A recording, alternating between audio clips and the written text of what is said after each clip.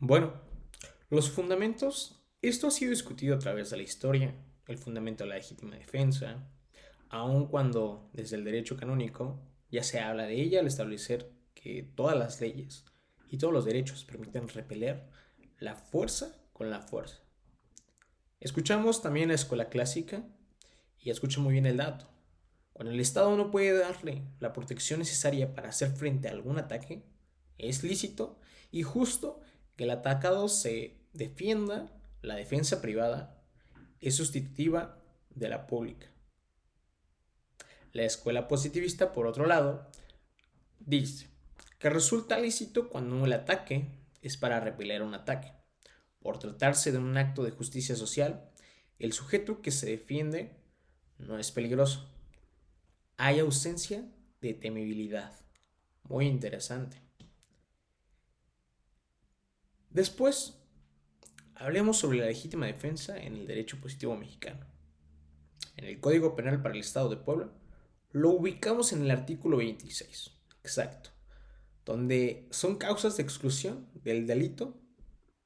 Menciona varios puntos, como un ejemplo, el de obrar el autor en defensa de su persona, de su honor o de sus bienes, o de la misma persona, honor o bienes de otro, repeliendo una agresión actual, tanto violenta, sin derecho, y de la cual resulta un peligro inminente, a no ser que se pruebe que intervino alguna de las circunstancias siguientes. Como les decía en una introducción,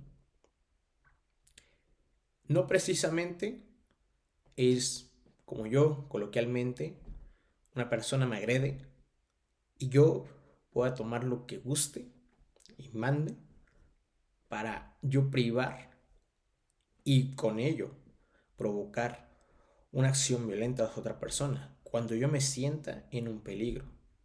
Bueno, punto número uno, que el agredido provocó la agresión dando motivo inmediato y suficiente para ella, que previó la agresión y pudo fácilmente evitarla por otros medios, que no hubo necesidad racional del medio empleado en la defensa o que el daño que iba a causar el agresor era fácilmente reparable después por los medios legales, o era notoriamente de poca importancia comparado con lo que causó la defensa.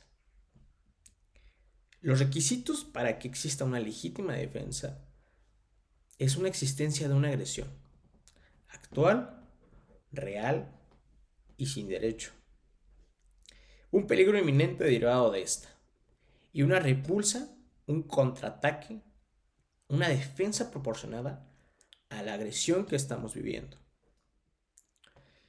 En la presunción de la legítima defensa,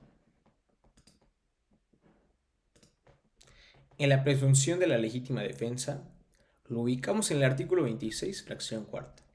Se presumirá que concurren los requisitos de la legítima defensa respecto de aquel en el momento mismo de estarse verificando una invasión por escalamiento o fractura de los cercanos, ciertas paredes o entradas a una casa, algún departamento que habite o de su dependencia, la rechazaré cualquiera que sea daño que causa el invasor. Eso significa tratar de penetrar a la vivienda.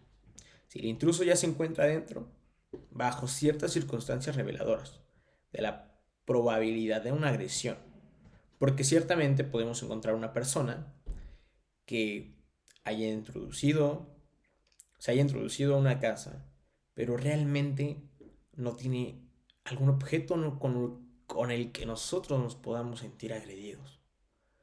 Entonces, no tendría por qué existir una agresión de nuestra parte a la persona que haya entrado a nuestro hogar. Pero la presunción es juris tantum, es decir, puede emitir prueba al contrario. Sin embargo, hay una presunción de una legítima defensa si se actualizan las hipótesis descritas porque se supone que actuó con derecho. En este caso, el Ministerio Público deberá aportar los elementos necesarios para demostrar que el inculpado no actuó bajo estas presunciones legales. En estos casos se revierte la carga de la prueba. Existe de igual manera un exceso en la legítima defensa. Quien se exceda de la legítima defensa por intervenir las circunstancias de la fracción cuarta del artículo anterior. Esto lo vamos a encontrar entonces en el artículo 27. Será sancionado por imprudencia delictiva, teniendo en cuenta para determinar si hubo exceso en la defensa los hechos siguientes: el hecho material, el grado de agitación y sobresalto del agredido, la hora y lugar de la agresión, la edad, sexo, constitución física y demás circunstancias del agresor y del agredido, las armas empleadas en el ataque y la defensa. Esto significa coloquialmente que, existiendo una legítima defensa, una agresión, una persona se introduce a nuestro hogar y entra con un palo. Marquemos que existe una agresión. Va a existir una posibilidad de una agresión. La persona se dirige hacia nosotros con un palo en la mano y de pronto nosotros sacamos una pistola. Lo matamos. Realmente es un caso de un exceso de la legítima defensa, pues la persona tenía un objeto que posiblemente no nos podía quitar la vida, pero en este caso nosotros sí lo hicimos. Es un caso como quizás muchos, pero también puede ser de una parte contraria. Posiblemente él llevaba un arma y nosotros con un palo lo agredimos y lo dañamos. Es una causa de una legítima defensa, puesto que nosotros nos defendimos de una supuesta agresión, donde quizás la persona nos apunta con el arma y nosotros lo agredimos. Aplicaría totalmente una legítima defensa.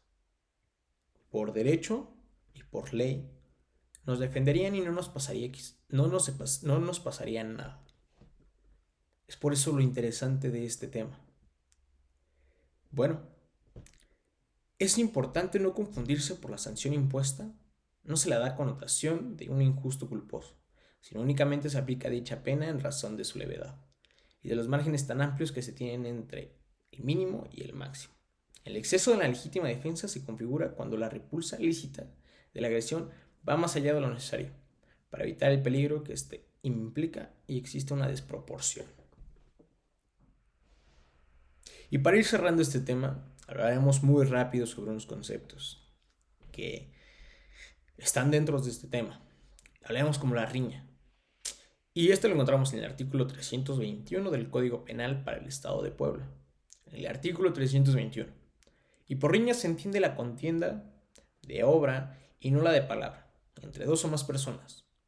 En la riña los contendientes colocan su actuación en un plano antijurídico, en virtud de la intención de una causa de daños que acompaña la acción física y hay dolo en las dos partes. Otro concepto, la legítima defensa recíproca.